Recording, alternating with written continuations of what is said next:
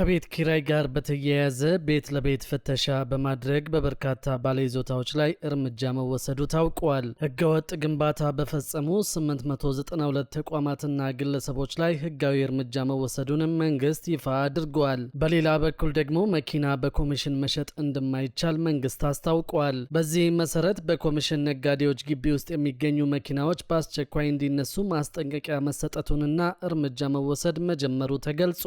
ሰላም ቤተሰቦቻችን፣ መረጃዎቹን የት ሀገርና የት ከተማ ሆናችሁ እየተከታተላችሁ እንደምትገኙ በሐሳብ መስጫው ላይ ጻፉልን። በየትኛው ጉዳይ ላይ መረጃ እንድናቀርብላችሁ እንደምትፈልጉ ማሳወቁን። አሁን ዝርዝር መረጃዎቹን አንድ በአንድ ወደ እናንተ እናደርሳለን። እስከ መጨረሻው አብራችሁን ቆዩ።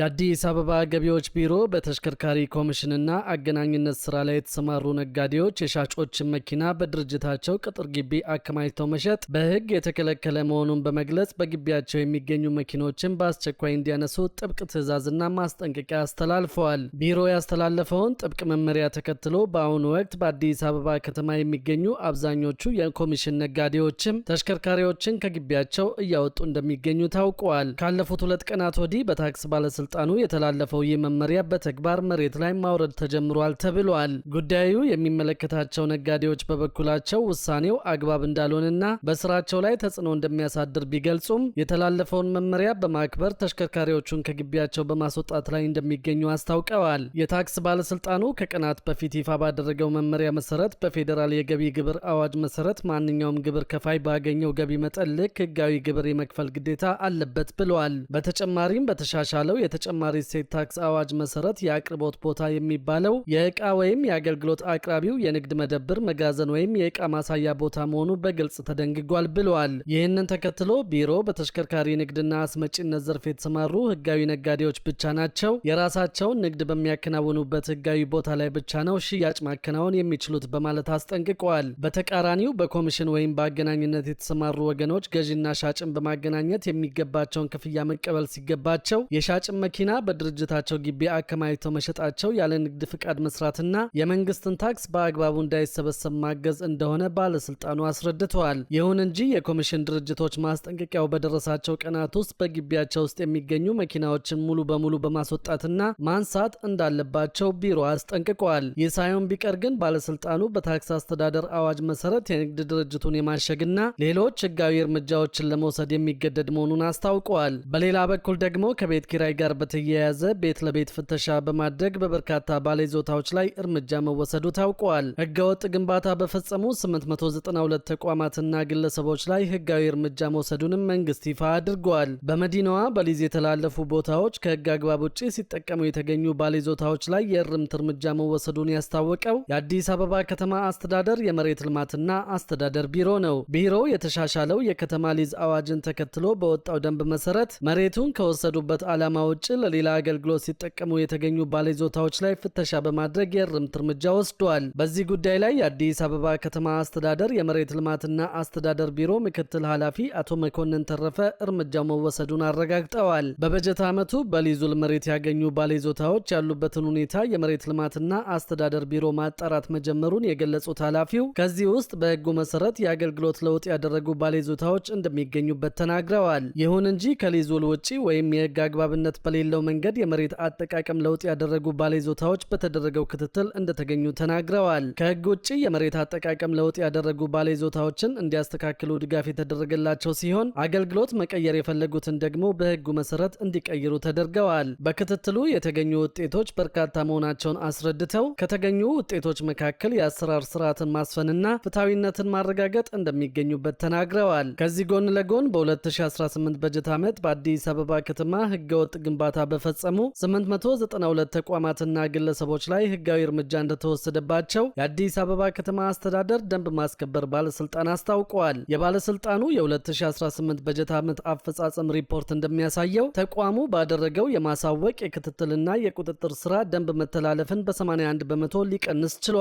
ባለስልጣኑ 9 በሚደርሱ ዋና የደንብ መተላለፎች ላይ ክትትልና ቁጥጥር የሚያደርግ ሲሆን በተለይ ህገወጥ ግንባታን በመቆጣጠር ረገድ በበጀት ዓመቱ በሰራው ስራ በ892 ተቋማትና ግለሰቦች ላይ ህጋዊ እርምጃ መውሰዱንና ይህም ካለፈው ዓመት የ2017 በጀት ዓመት ጋር ሲነጻጸር መሻሻል እንዳለው ተመላክቷል። ቁጥጥር የሚደረግበት ሌላኛው የደንብ መተላለፍ የመተላለፍ አይነት የመሬት ወረራ ሲሆን በተጠናቀቀው የበጀት ዓመት በተወሰደው እርምጃ ወደ መሬት ባንክ በገቡና በሚጠበቅባቸው ቦታዎች የተፈጸመ ህገወጥ ድርጊት አለመኖሩን ባለስልጣኑ ገልጿል። ከ12 ሚሊዮን በላይ ካሬ የሚሆኑ 6783 ቦታዎች በመሬት ባንክ ስር ሆነው ጥበቃ እየተደረገላቸው መሆኑን፣ አሰራሩን በጠበቀ ሁኔታ 323 ቦታዎች ለአገልግሎት ወጪ መደረጋቸውን ባለስልጣኑ አፈጻጸሙ ሪፖርቱ ላይ ገልጿል። የደረቅና ፍሳሽ ቆሻሻ አወጋገድን ባልተከተሉ 6000 በላይ ተቋማትና ግለሰቦች ተጠያቂ መደረጋቸውን፣ ይህም ካለፈው ዓመት ጋር ሲነጻጸር በ6000 ያህል ገደማ መሻሻል ማሳየቱ በሪፖርቱ ተገልጿል። በተለይ በትምህርት ቤት አካባቢ የሚከሰቱትን ጨምሮ ሌሎች አዋኪ ድርጊቶችን በመቆጣጠር ረገድ በተሰራው ስራ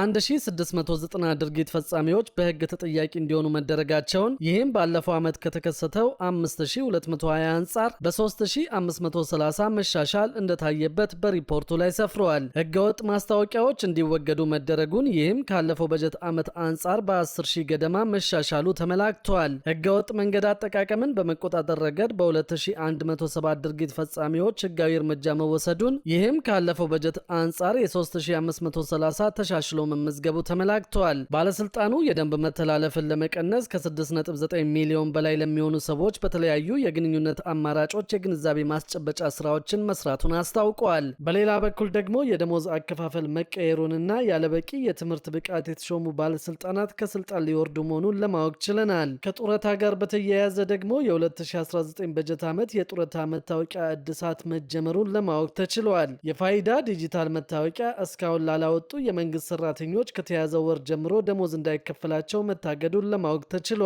የኦሮሚያ ክልል ፐብሊክ ሰርቪስ እና የሰው ሀብት ልማት ቢሮ የሰራተኞችን ቆጠራ ለማካሄድ ሰራተኞች ፋይዳ መታወቂያ እንዲያወጡ ለበታች ፐብሊክ ሰርቪስ እና የሰው ሀብት ልማት መዋቅሮች ባለፈው ዓመት ማሳሰቢያ አሰራጭቶ ነበር። ሆኖም እስካሁን መታወቂያውን ያላወጡ ሰራተኞች መኖራቸውን ቢሮ ከጻፈው ደብዳቤ ላይ ተመልክተናል። ሰራተኞች መታወቂያውን እስከ ነሐሴ 18 ድረስ ካላወጡ በደሞዝ ክፍያ ላይ ለሚፈጠረው ችግር ተጠያቂ እንደማይሆን ቢሮ አስጠንቅቋል። ከዚህ በተጨማሪ ያለበቂ የትምህርት ብቃት የተሾሙ ባለስልጣናት ከስልጣን ሊወርዱ እንደሆነም ነው የታወቀው። የኦሮሚያ ክልል ፐብሊክ ሰርቪስ እና የሰው ሀብት ልማት ቢሮ የፓርቲና መንግስት መመሪያዎችን በመጣስና በቂ የትምህርት ዝግጅት ሳይኖራቸው በወረዳዎችና በከተማ አስተዳደሮች ውስጥ በተሾሙ ሹመኞች ላይ እርምጃ ሊወስድ መሆኑን አስታውቀዋል። እርምጃ የሚወሰድባቸው ተሿሚዎች በህጋዊ መንገድ በወጣ ማስታወቂያ ተወዳድረው ያልተቀጠሩ፣ የህይወት ታሪክ ቅጽ ያልሞሉ፣ የቅጥር ደብዳቤ ያልተሰጣቸውና ሆኖም ግን በልዩ ልዩ ምክንያቶች በመንግስት መዋቅሮች ውስጥ በአመራርነት ደረጃ ላይ ያሉ መሆናቸው ታውቀዋል። ተሿሚዎቹ በሚሰሩባቸው የመንግስት መዋቅሮች አስቸኳይ ማጣራት ተደርጎ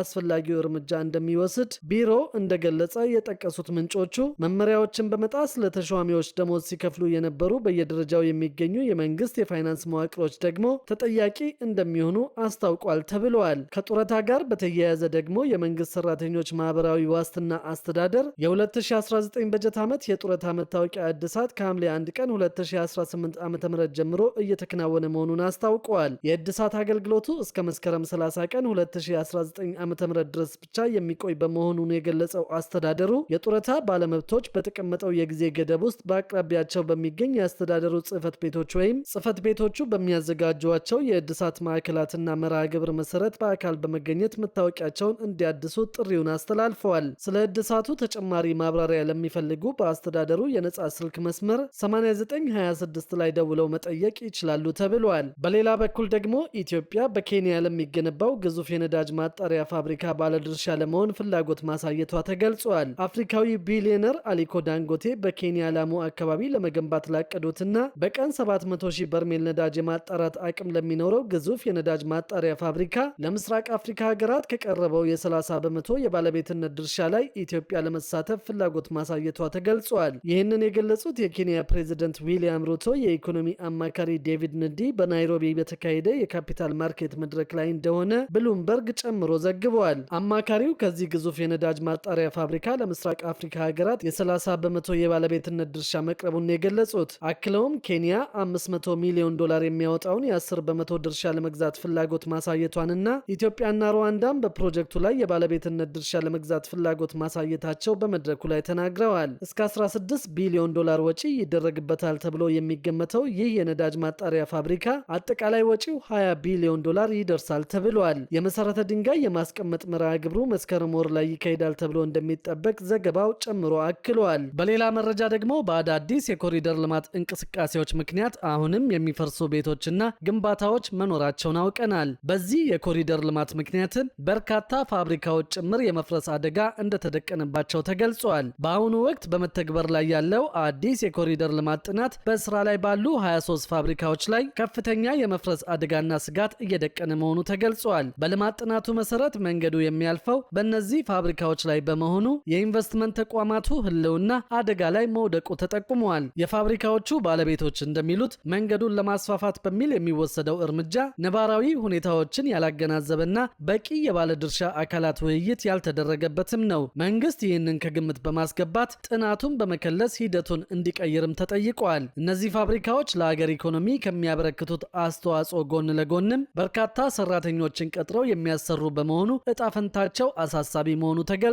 በዘንድሮ ዓመት አዲስ የኮሪደር ልማት ግንባታ ባይኖርም አሁንም የሚፈርሱ ቤቶች መኖራቸው መገለጹ ይታወቃል። በዚህ ስራ ምክንያት ቤቶች፣ ህንፃዎችና አጥሮች ሊነኩ እንደሚችሉ ነው የደረሰ መረጃ የሚያሳየው። በአዲስ አበባ ከተማ በ2018 ዓመት የሚጀመር አዲስ የኮሪደር ልማት እንደማይኖር ቢገለጽም ባልተጠናቀቁና እንደ አዲስ በሚጀመሩ የኮሪደር ልማት አካባቢዎች የሚኖሩ አንዳንድ ቤቶች የመፍረስ ዕድል እንዳላቸው ታውቋል። ቤቶቹ የሚገኙት በጫካ ፕሮጀክትና በተለያዩ አካባቢዎች በሚገኙ የኮሪደር ልማት አካባቢዎች ላይ መሆኑን ያገኘነው መረጃ ያሳያል። በዚህ ምክንያትም ቤቶች፣ ህንፃዎችና አጥሮች ሊነኩ እንደሚችሉ ለማወቅ ችለናል። በጫካ ፕሮጀክት ማስፋፊያ ምክንያት በአዲስ አበባ የካ ክፍለ ከተማ ወረዳ 5፣ 6 እና 7 ነዋሪዎች ላይ ከፍተኛ ውጥረትና ስጋት መስፈኑን የታወቀው ሰሞኑን በተካሄዱ የቀበሌ ስብሰባዎች ላይ የአካባቢው ባለስልጣናት ነዋሪዎች ቤቶቻቸውን በአስቸኳይ በአንድና በሁለት ወራት ጊዜ ውስጥ እንዲለቁና ምንም አይነት ድርድር የሌለው ትዕዛዝ ማስተላለፋቸው ታውቋል። የኮሪደር ልማት በዚህ ዓመት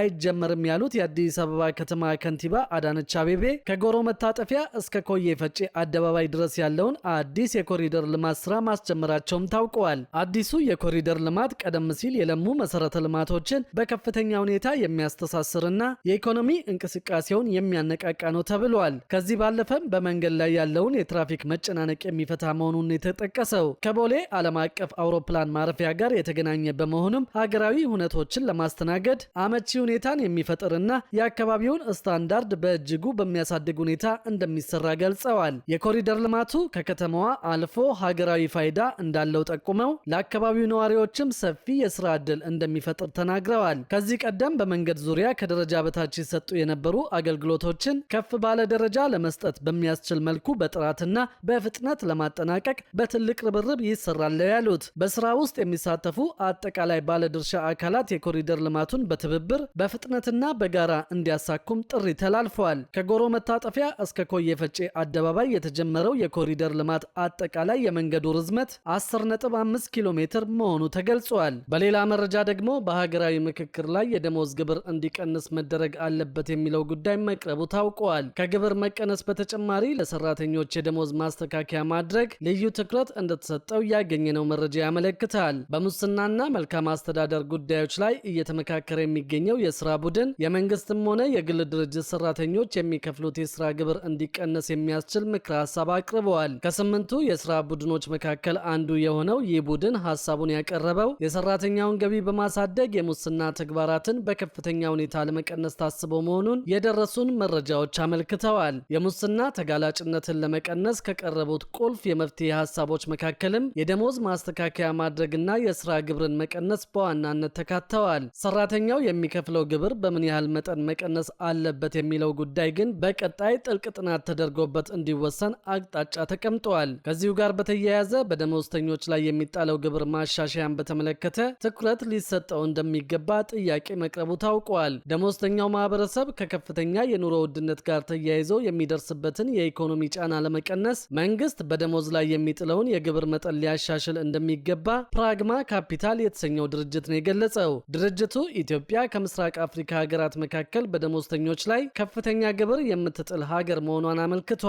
ከፍተኛ የኑሮ ውድነትና የዋጋ ግሽበት ከግብር ጫናው ጋር ተዳምሮ በደሞዝተኞች ላይ ከባድ የኢኮኖሚ ጫና እየፈጠረ መሆኑን የገለጸው ድርጅቱ መንግስት የደሞዝ ግብር ስርዓቱን ሊያሻሽለው እንደሚገባ ጠቁመዋል። ከገቢ ማሻሻያው ጎን ለጎን በሙስና ተግባራት ላይ በሚሳተፉ ግለሰቦች ላይ የሚወሰደው ህጋዊ እርምጃ ጠበቅ እንዲልም ነው የተጠየቀው። በዚህም መሰረት በሙስና ወንጀል መሳተፋቸው በማስረጃ የተረጋገጠባቸው ግለሰቦች ላይ እስከ እስከ ዕድሜ ልክ እስራት የሚደርስ ከባድ ቅጣት እንዲጣል የሚያስችል የህግ ማሻሻያ እንዲደረግ በምክክር ኮሚሽን ውስጥ ተሳታፊ የሆነው ቡድኑ ጥብቅ ምክረ ሀሳብ እንዳቀረበ ሰምተናል።